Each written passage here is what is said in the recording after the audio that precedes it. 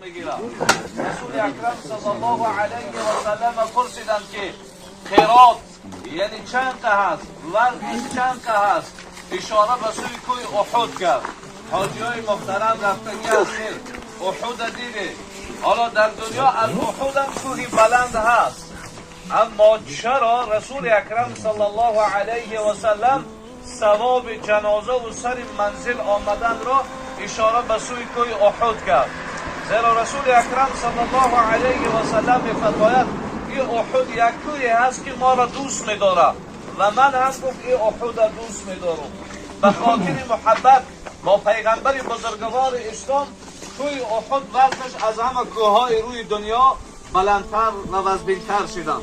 رسول اکرم صلی الله علیه و سلم که آره ببین مادرمان در این لحد ماندن، فرزند چه ابراهیم در لحد ماند، بچه که 8 ماهه یا 6 ماهه را در قبر ماند و سرش خم کرد و بخی گوشش گفت بچه جان حال میپرسند که خدای تو کی هست و دین تو چی هست و پیغمبر تو کی هست؟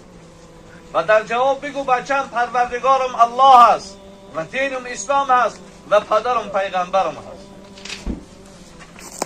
فلما راجع میگه بازگشت نگاه کرد عمر گریه داره. گفت عمر برای چی گریه داری؟ گفت خدای کودک پرسه مرا میمانه، اگر خداوند مرا بپرسه من در جواب خدا چی جواب میتونم؟ برادر پیش از اینکه درون لحد میاییم باید برای جواب تیار باشیم.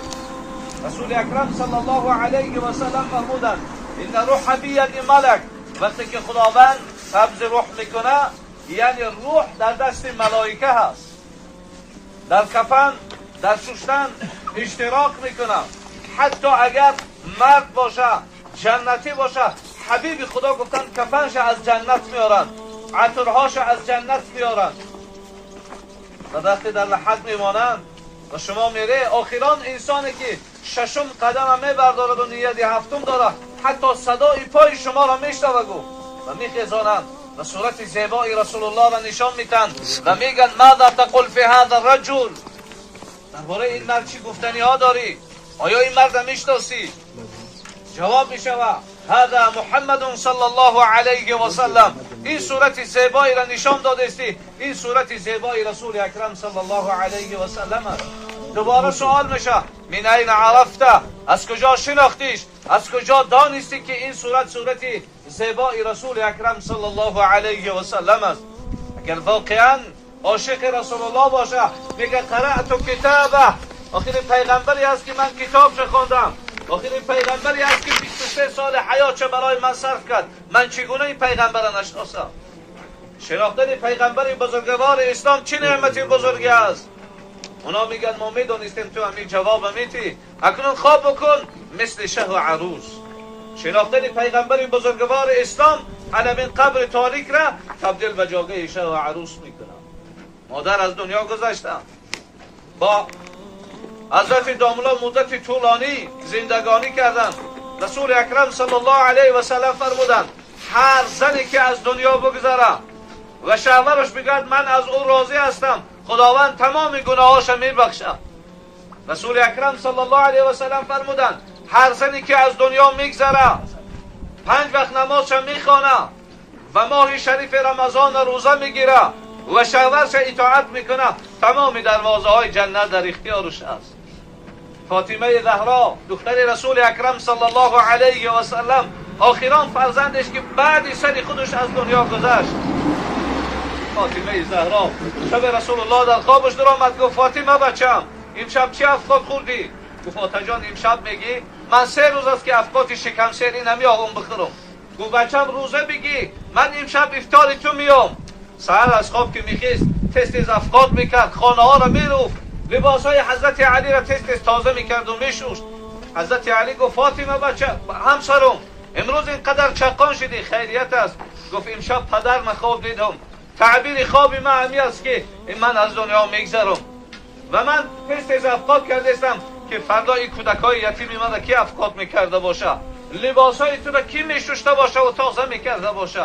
علی گفت یاد داری سحر تو مسجد میرفتی، من خواستم نماز بخوانم، از گرسنگی هوشم رفت، نماز خوانده نتانستم، یک بار شکایت نکردم که من گرسنه هستم.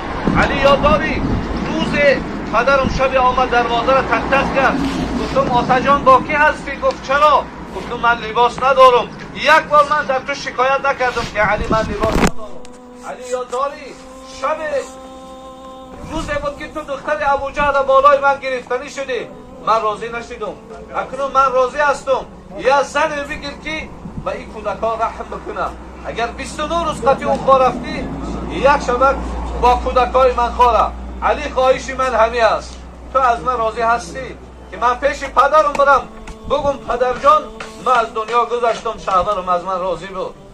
حضرت علی گریه کرد گفت فاطمه قسم به عزت پروردگار از پدرت شنیدگی هستم، پدرت گفت که خداوند از فاطمه راضی هست. پدرت از تو راضی بود، من هم از تو راضی هستم. هر دو گریه میکردن و صحبت میکردن.